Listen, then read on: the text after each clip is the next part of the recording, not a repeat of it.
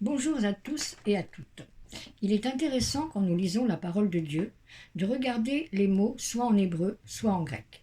Quand Jésus dit à ses disciples « passons à l'autre bord en grec, péran, peut vouloir dire aussi au-delà. Et quand j'ai lu cette autre définition, tout de suite m'est venu en pensée ce texte d'Ésaïe, repris dans Matthieu et accompli par Jésus. Et je vais vous le lire. Le peuple de Zabulon et de Nephtali, de la contrée voisine de la mer, du pays au-delà du Jourdain et de la Galilée des païens, ce peuple assis dans les ténèbres a vu une grande lumière. Oui, Dieu va au-delà pour le salut des Juifs, mais aussi des païens. Je crois que nous aussi, nous sommes en voyage vers cet autre bord, au-delà, pour passer à une autre dimension, car notre Dieu est un grand Dieu. Car il est vrai aussi que nos familles, nos villes, nos nations sont assises dans les ténèbres et elles ont besoin de voir cette grande lumière. D'ailleurs, Jésus n'a-t-il pas dit « Je suis, vous êtes la lumière du monde ».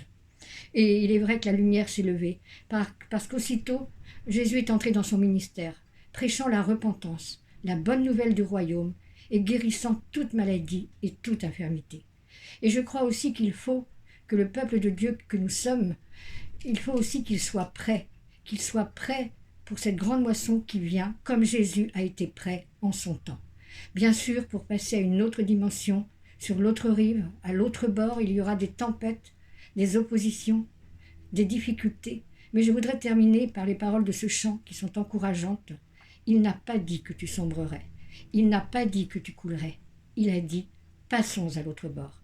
Car je crois vraiment que sur cet autre bord, dans une autre dimension, le monde nous attend.